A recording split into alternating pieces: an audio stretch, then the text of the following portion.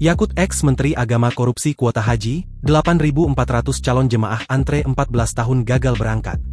Komisi Pemberantasan Korupsi membeberkan peran mantan Menteri Agama Yakut Holil Koumas dan mantan staf khususnya Isfah Abidal Aziz alias Gus Alex dalam kasus dugaan korupsi penyelenggaraan ibadah haji tahun 2023-2024. Keduanya telah resmi ditetapkan sebagai tersangka sejak Kamis, 8 Januari 2026, setelah penyidik menemukan bukti permulaan yang cukup terkait penyalahgunaan wewenang dalam pembagian kuota haji tambahan.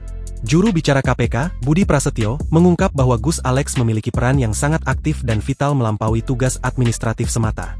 Gus Alex diduga terlibat langsung dalam proses pengambilan keputusan diskresi terkait pembagian kuota haji hingga teknis pendistribusiannya. Penyidik menduga Gus Alex mengetahui dan terlibat dalam aliran dana dari pihak swasta ke pejabat kementerian. Sementara itu, peran Yakut Holil Koumas berpusat pada kebijakan diskresi yang dinilai melawan hukum. Yakut diduga menyalahgunakan wewenangnya dengan membagi kuota haji tambahan sebanyak 20.000 jemaah dari pemerintah Arab Saudi secara tidak proporsional. Berdasarkan Undang-Undang Nomor 8 Tahun 2019, kuota tambahan seharusnya diprioritaskan 92% untuk haji reguler demi memangkas antrean panjang dan hanya 8% untuk haji khusus.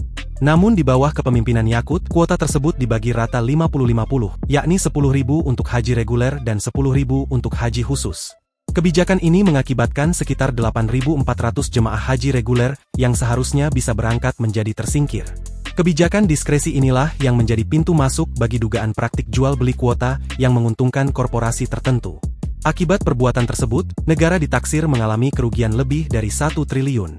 Angka ini merupakan estimasi awal dan kini KPK masih menunggu perhitungan final dari Badan Pemeriksa Keuangan. Atas perbuatannya, KPK menjerat Yakut dan Gus Alex dengan Pasal 2 dan atau Pasal 3 Undang-Undang Nomor 31 Tahun 1999 tentang Pemberantasan Tindak Pidana Korupsi sebagaimana telah diubah dengan Undang-Undang Nomor 20 Tahun 2001. Pasal-pasal ini menitikberatkan pada unsur kerugian keuangan negara akibat penyalahgunaan wewenang.